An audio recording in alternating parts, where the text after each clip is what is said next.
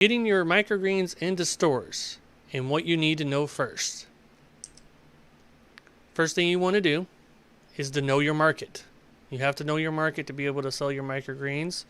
So you want to stop by your local stores you're trying to get into. Are they selling any microgreens? If yes, great. That is a good news for you. Don't take that as a negative if somebody else is in there already. It is a good thing that they're in there. That means there is a market for it. So, but what you want to check is their quality. What is their labeling? What is their pricing? Get all the information you can from them. Where they're located in the store. Are they located in the sliders, the shelves, the wells? This is important information for you to be able to build how you're going to sell them as well and market them to the store. If not, that's okay too. That's good. That's an open wide market for us to get into.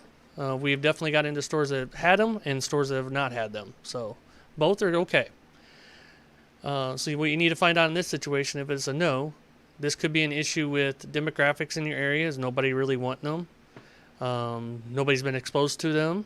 Is it a bad experience with the previous grower? Or are they just not ever been approached yet? Sometimes they've been looking for microgreens. Oh yeah, we've been looking for these, but we didn't know anybody sold them in the area. We want to make sure we get local. So you never know. So you got to find out why and ask the questions. So you also want to look at their shelves. Would your products fit best in their business? Where would they fit in their store, in their business? So you want to find all that information out while you're there as well. And if you happen at that point, if you ask the produce manager if they're there, if they had microgreens, just to casually ask them.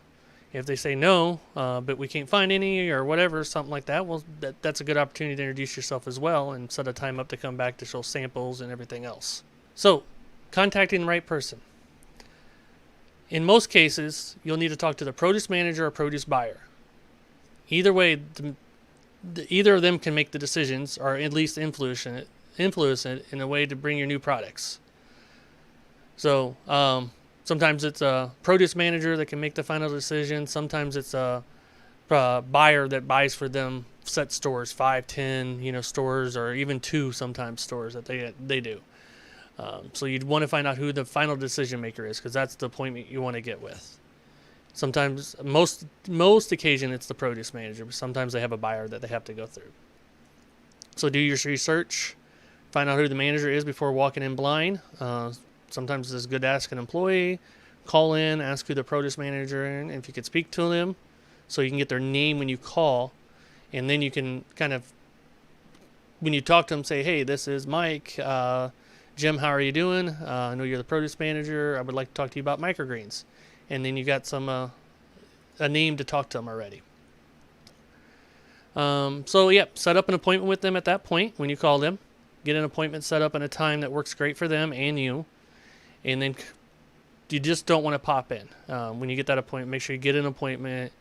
You want to set an appointment so you don't catch them off guard and they're ready to talk to you. Because if you go in and they're busy and they're stocking and you're trying to sell them something, they're not going to be very happy, and they probably will dismiss you or just talk to you real fast and get you out of their way. So you want to make sure you go in at the proper time that's good for them. And grocery stores are way different in time frames than what restaurants are. A lot of time you're going to be morning appointments with grocery stores because that's when the produce managers are in. Some produce managers are in the afternoon. So you just got to figure out which one is this. You want to make a very good impression. You only got one time to do that on your first visit. So make sure you make a good impression and you do that on your first time you get in there. So you want to bring samples. Make sure you bring samples with you, of course. Without samples, they're not going to know what your product looks like or what your labels look like. And a lot of times, if it's something that you need different, they can help you out with that as well. So don't hesitate to ask them for suggestions, what they want and what they're looking for. And if you can accommodate that, you do. If you can't, you can't. So most of the time, 99% of the time, they'll be happy to set an appointment with you and sit down and talk with you. Or usually you're just standing in the produce area and talking to them, but they'll be happy to talk to you. They're used to being approached and coming in with stuff. So bringing a good selection of your samples that are 100% ready to go on the shelf. So you've already done your research. You know what would fit, where it would fit. So when you're going in with that sample, you can say, yeah, hey, my product would fit great here on the shelf or here down in the well or on the shelf. This is where it would fit perfect. If it fits perfect in all three, great. But then you can kind of guide them to where it should go. We do that a lot. We guide them to where we want our products to be put. We've learned through experience of doing this. And do your research, that way you know. So when you go in, you can kind of suggest where you want your products. Don't let them just decide. We had that the first time we went into any grocery store. They kind of decided and put us up at the very top shelf and kind of hidden, and it didn't go well. So you don't want to be put in a spot where they're not going to be seen. Most people that are shopping, shorter variety, eyesight, you want to be able to have your products caught in that eyesight. So help guide them as well. All right. So are you ready for retail? To get your stuff ready for retail is what you want to get. So are you ready? So let's get into what your labels need a little bit here. So variety. You want to make sure that you are clear on what your ingredients are in each packaging.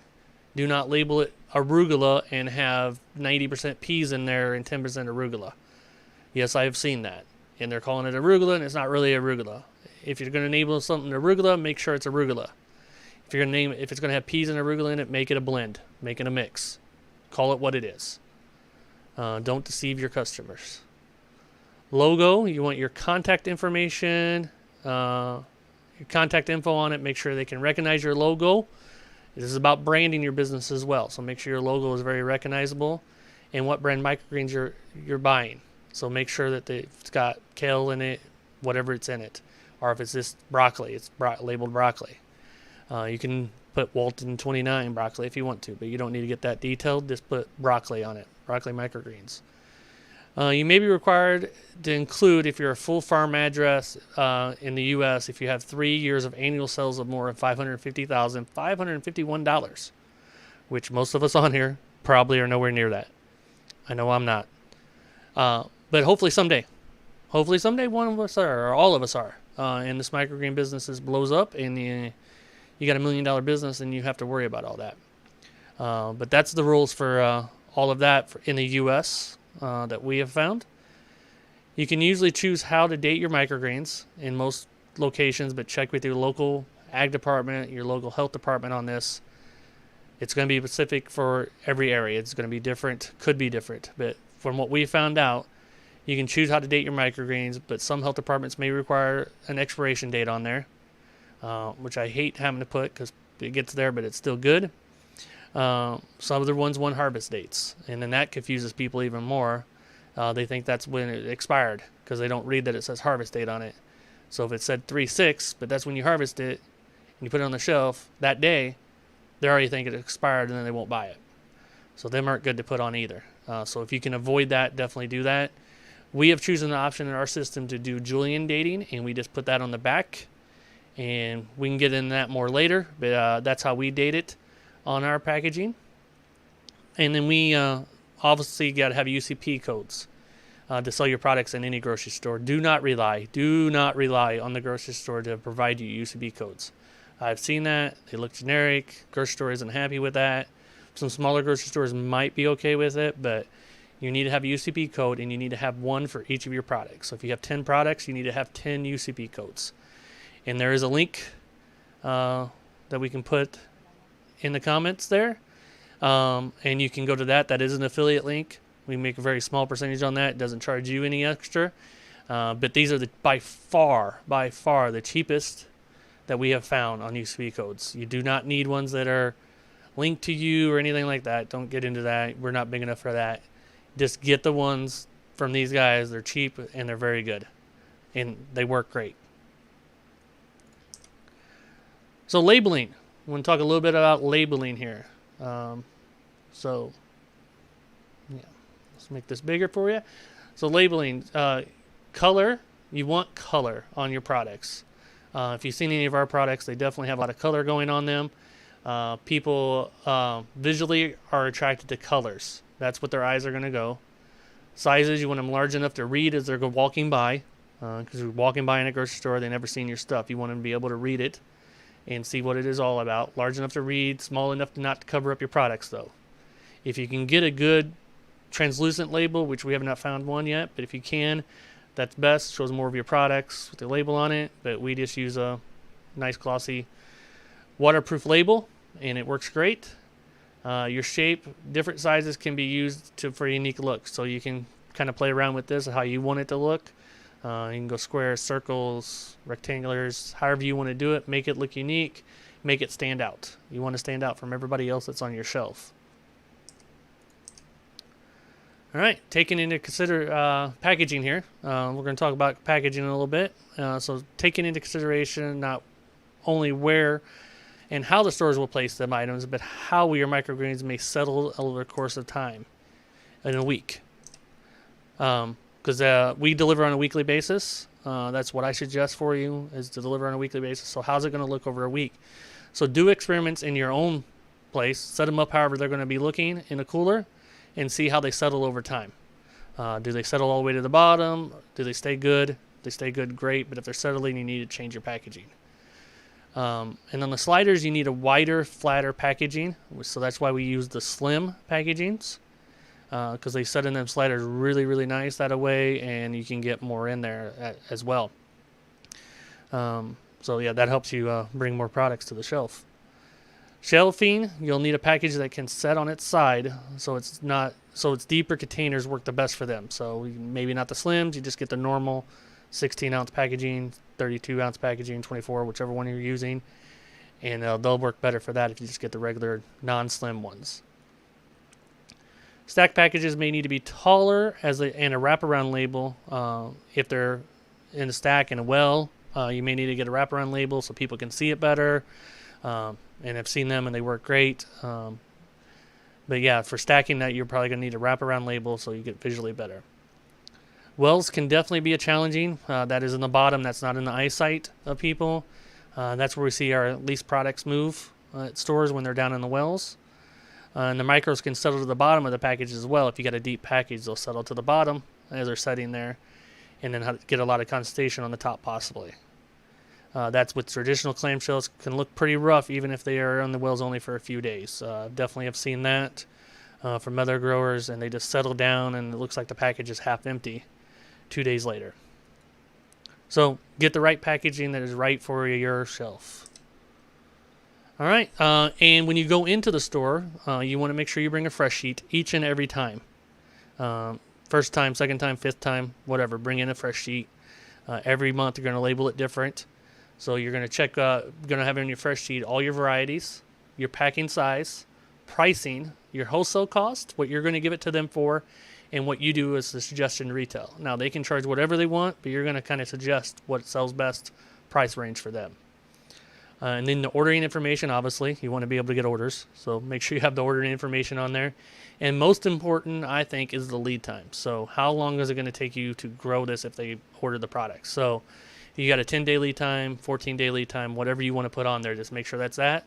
And also on the lead time, you want to make sure they understand that this is a standing order until it changes, but it has to 2 weeks to change. So if they order this week and they want to change it next week, no, sorry, I can't do that, but we'll do it in 2 weeks' time. We'll make an adjustments.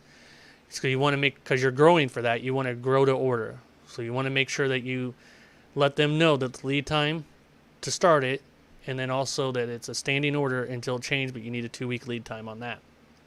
And then, of course, your contact information, all your phone numbers, emails, all that stuff on there. Websites, possibly, if you want them to contact you through that as well. And then you want to make sure you're following up. Don't let this slip through. Make sure you follow up. It is very important for follow-up. People get busy, so you want to make sure you follow up with at least in 2 weeks. And then after that, if they haven't still bought, go in every 2 to 4 weeks. If they still didn't order, continue going in there. Even if that produce manager told you totally no, continue going in there. He may get fired or move on. Or get moved to a different department and you find somebody else that's willing to go in there. But don't be pushy. Build a positive relationship with them and just show consistency that you're going to be there all the time. So that way they know you're going to deliver the products all the time as well. So again, just follow through. Go out there, get them sales, get your stuff in the grocery stores, and definitely highly recommend grocery stores, guys. They've been a great access to us.